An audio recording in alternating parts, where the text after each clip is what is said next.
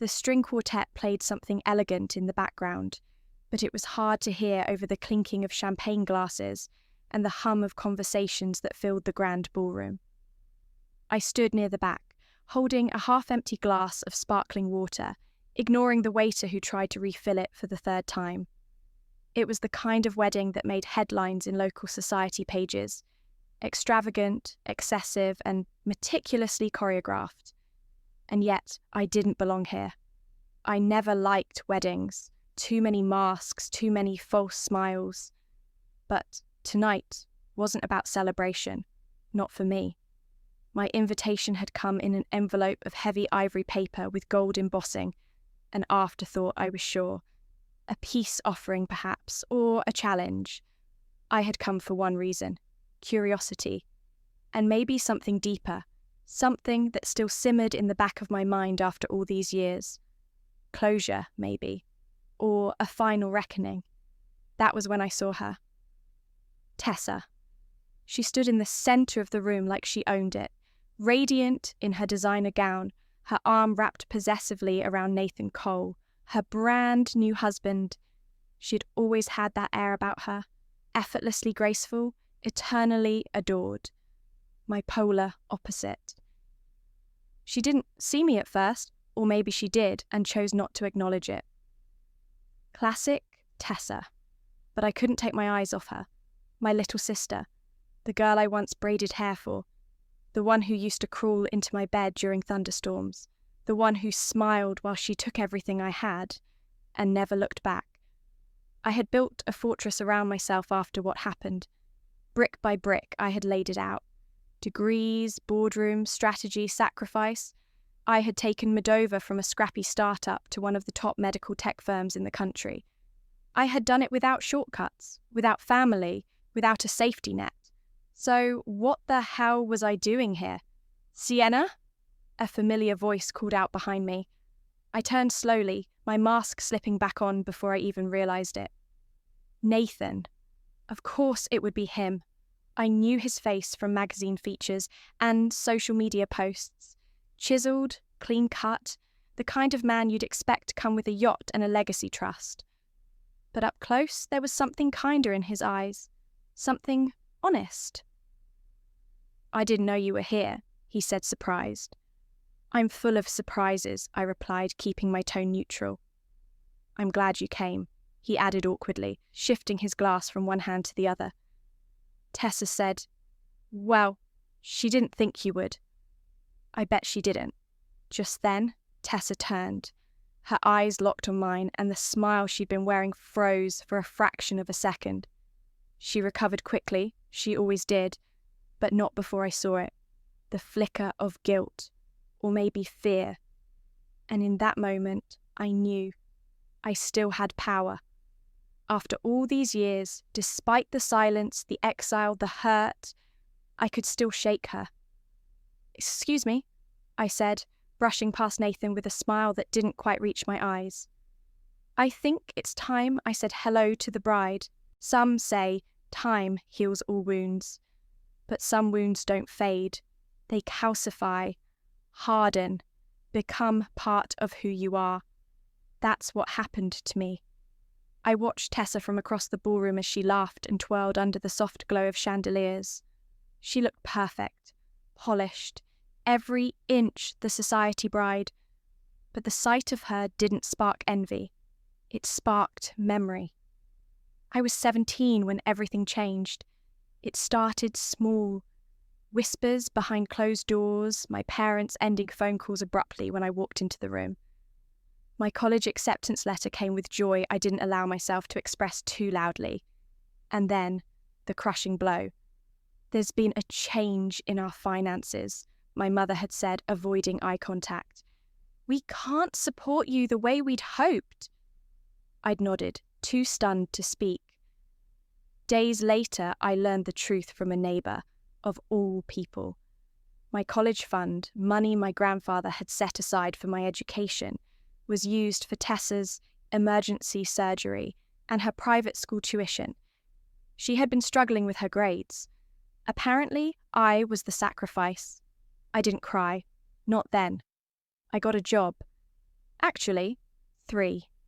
I cleaned houses on weekends, waitressed at night, and ran deliveries for a pharmacy before class. I still made it to college, barely. I lived in shared apartments with mouldy bathrooms and paper-thin walls. But I made it. I studied harder than anyone. I graduated first in my class. I founded Medova in a studio apartment with a second-hand laptop and a desk made from milk crates. Every grant, every investment, every damn milestone, I earned it. No handouts, no apologies. Tessa never called, not once. Not to explain, not to say sorry. I guess I shouldn't have expected her to. My parents sent a few obligatory emails over the years. Hope you're well. Your sister made the dean's list. You should reach out more. I stopped replying after the third one. It hurt too much to pretend we were still a family. And yet, despite all of it, there I was, back in their world. The one with glittering chandeliers and crystal glasses. The world I never truly belonged to. Sienna. A voice broke through my thoughts. I turned to see Aunt Clara. She looked the same, immaculately dressed, hair perfectly set, lips painted the same plum red she always wore. Clara, I greeted her with a guarded smile. I almost didn't recognize you, she said, looking me over. You've changed. You mean I made it? Her eyes narrowed slightly, but she smiled. You were always determined. I suppose I underestimated how much. I didn't reply. There was no point digging up that kind of history. Instead, I looked back toward Tessa. She was talking to our parents now, laughing, tossing her hair, clinging to her new husband like a trophy she'd just won. That's when it hit me. They still thought they had won. That by pushing me out, they had paved the way for something better, cleaner, easier to control. But they were wrong. I wasn't the shadow anymore. I was the storm. I didn't plan to cause a scene. I had come for closure, or so I told myself. But something about being there, watching the people who had cast me out pretend like I never existed, sparked a fire I couldn't put out. The moment came when I saw my mother approaching, champagne in hand, that same tight-lipped smile she always wore when she wanted to seem polite. Not warm, not loving, just presentable. Sienna, she said, as though tasting the word. You look well. Success will do that, I replied coolly. She flinched, barely perceptible, but I caught it. My father trailed behind, stiff as ever in his tailored tux.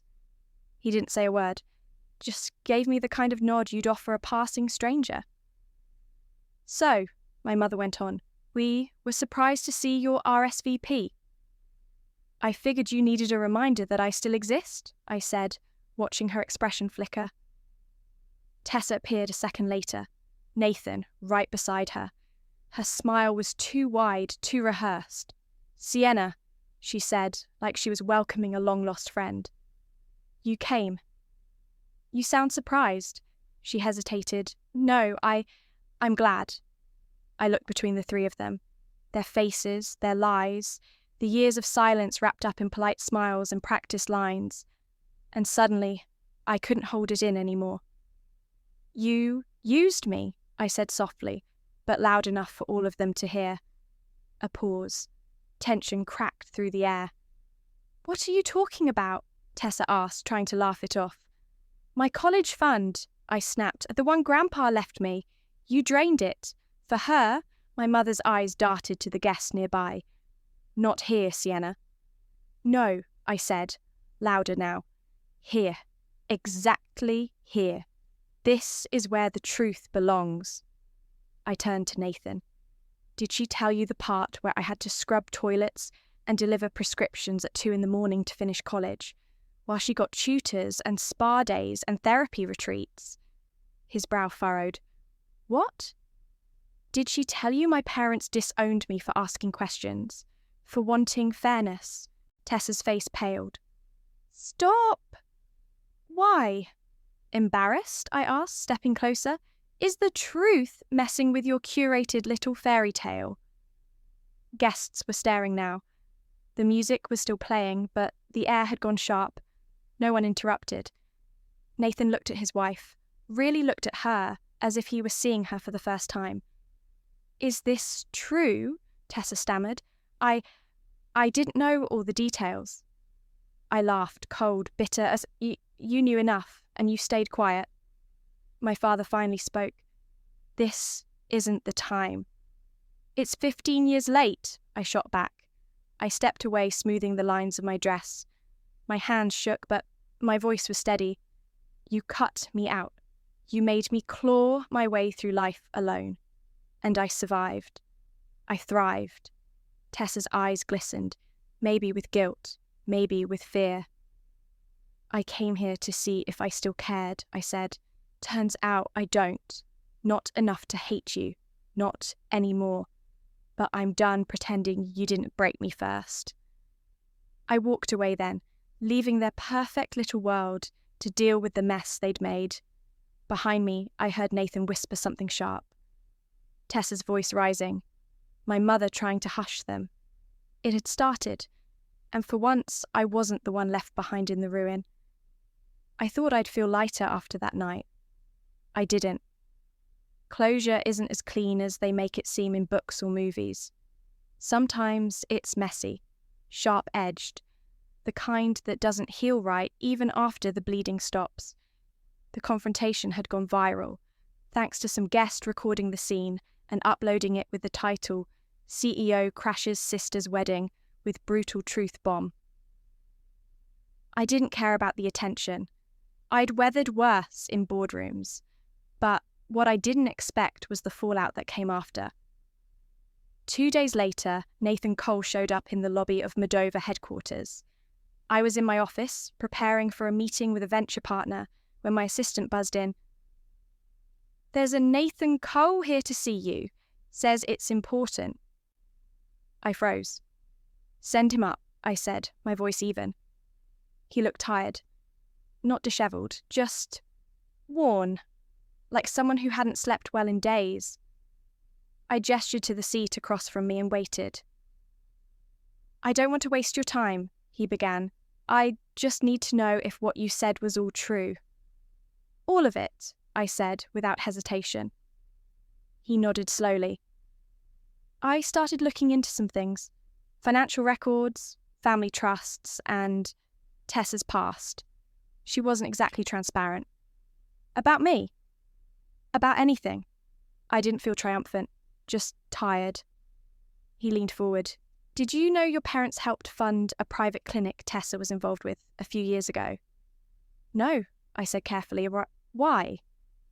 There are irregularities. The numbers don't add up.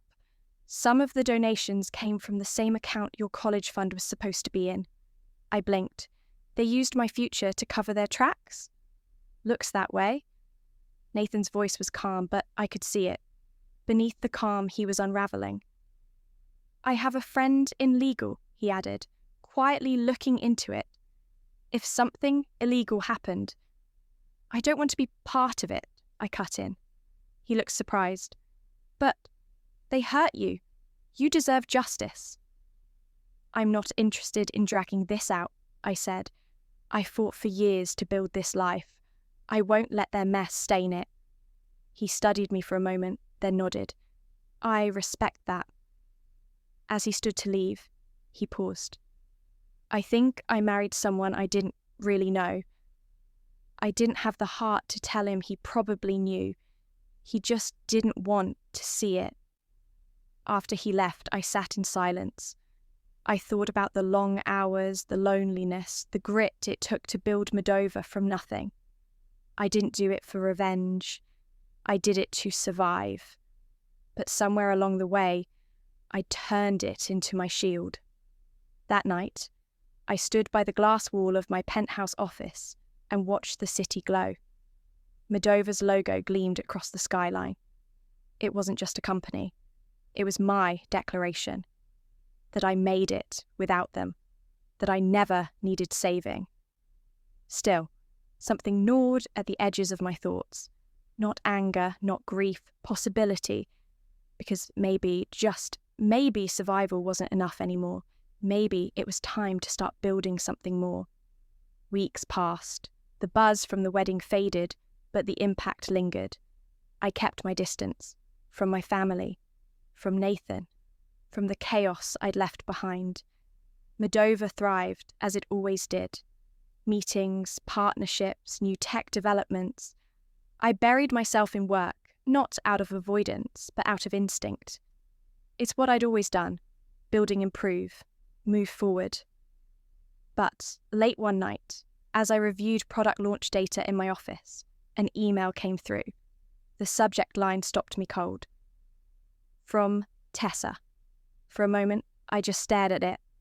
I wasn't sure I wanted to open it, but curiosity still had a strong hold on me. I clicked. Sienna, you don't have to read this, but I hope you will. I deserve every word you said. I won't defend what happened. I can't. But I want you to know I've started telling the truth. To Nathan, to myself. You were right. I let them use you to prop me up. I let them take from you because I was too afraid to stand on my own. And I hate that it took your public anger to finally make me look in the mirror. I'm not asking for forgiveness. I know I haven't earned that.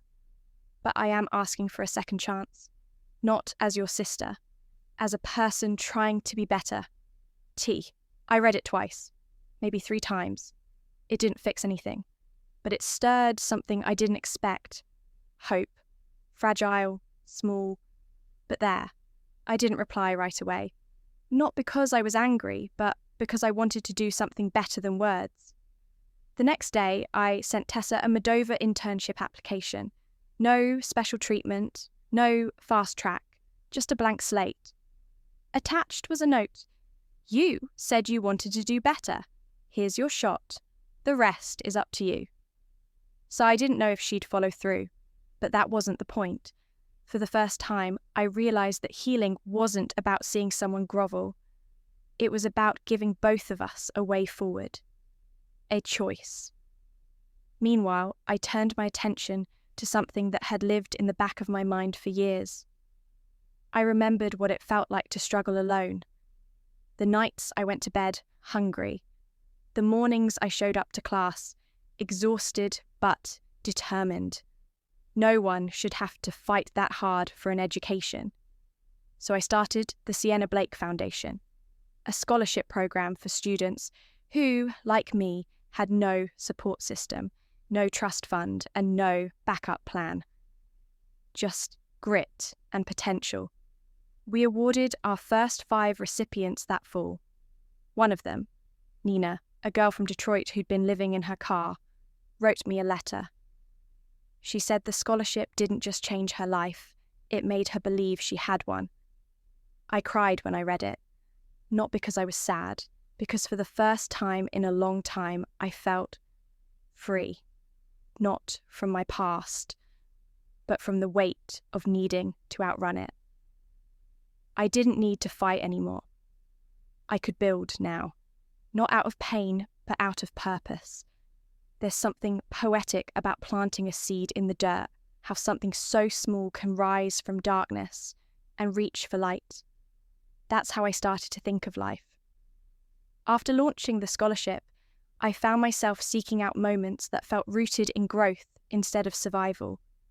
I visited the universities we partnered with, met students whose stories mirrored mine, kids who were told they weren't enough, that their dreams were too big, their pockets too empty.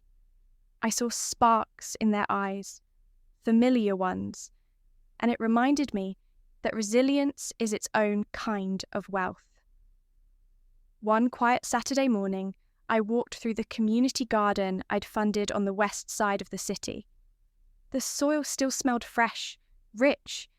Volunteers were planting rows of herbs and vegetables. Most of them had no idea who I was. I liked it that way. A teenage boy was planting tomato seedlings. He looked up as I passed. "You here to volunteer?"